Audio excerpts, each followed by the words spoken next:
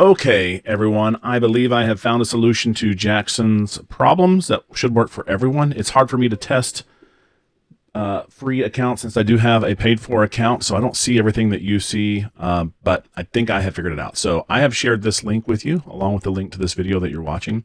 And when you click on this link, you should have three different checkmates listed here, and or three different analysis boards actually. And when you click on them, you should see this analysis. So you can see this is the one queen. It doesn't matter which order you do it in. Go ahead and hit analyze. And then from there, you're going to want to, there's no moves here, so there's really nothing to analyze other than the position itself. But this it looks like a bullseye maybe with an arrow going around it. And I'm doing this from a PC. I assume that the interfaces will be the same on a Chromebook. They may not be the same on a mobile. I will check that out afterwards. But if you're doing it on a PC or a Mac or a Chromebook, the web interface should be the same. So you're going to click on practice versus computer.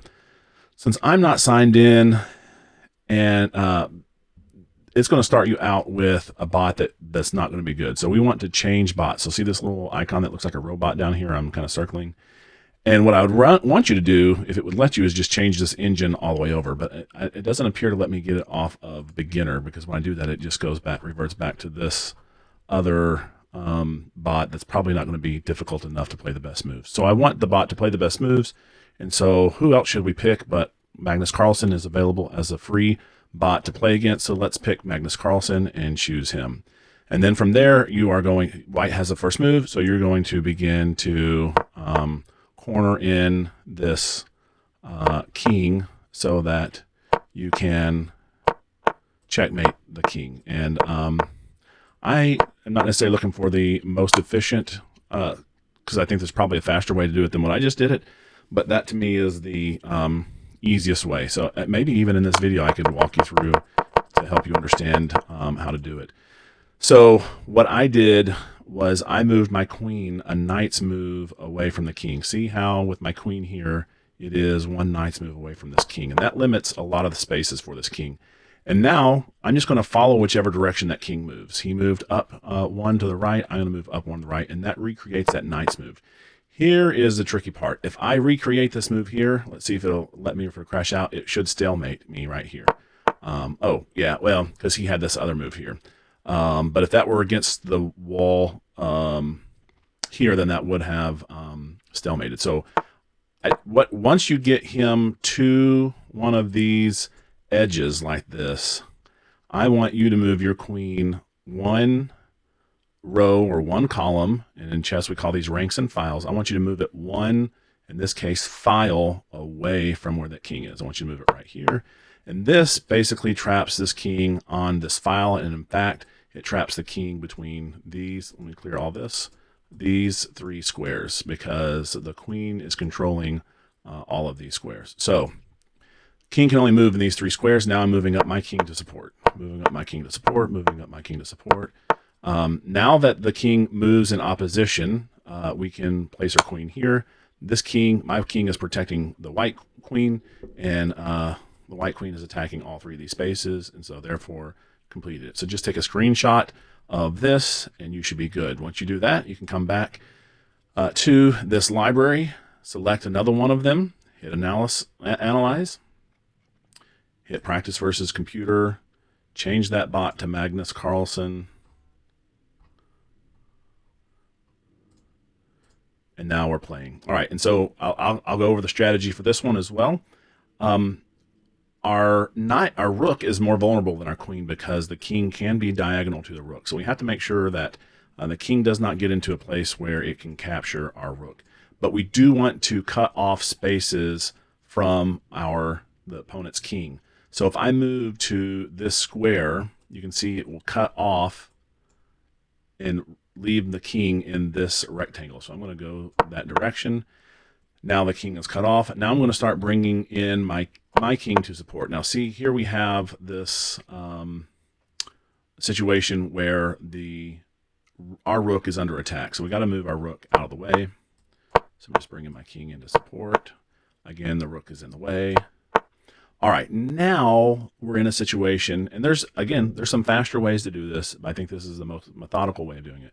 Now we're in the situation where The king is trapped on these two ranks that I have highlighted here, and my king is one away. So what I want to create is opposition. I want his king to be one across from my king, and he should be working to prevent that.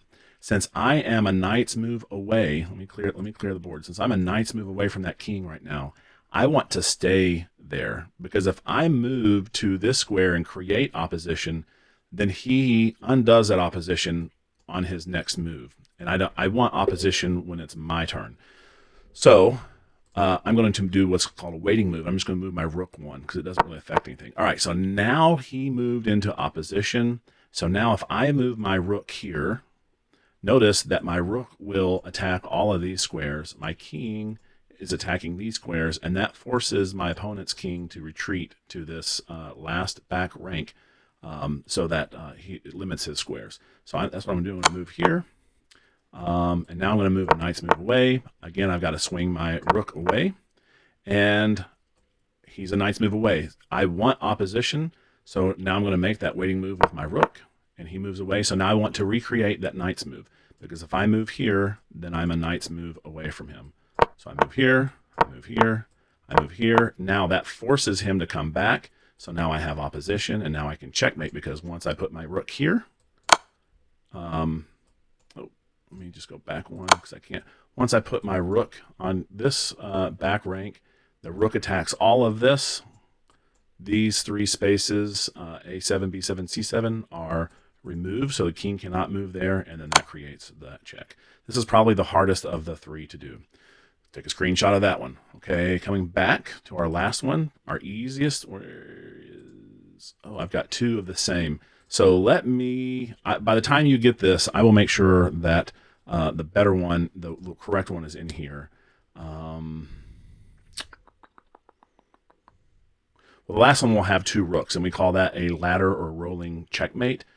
Let me log in super quick so that I can set that up. So I need to go learn, analysis. I want to set up a position. Let's clear. Let's put our king here. Let's put one rook here. One rook here, and let's put his king right there. That should be good. Load. And let me go ahead and save this to the 3, and I will delete that other one that's extra in there. All right, so it should be in there in that link that is there. All right, and so again, practice versus computer. And now that I'm in my paid for account, I should have access to all of these bots, but we will just continue to use Magnus because that will replicate what you're doing. All right, so when we are checkmating with two rooks, we want to use them to slowly take away space from the board. We do not need our king to support. In fact, our king kind of will get in the way.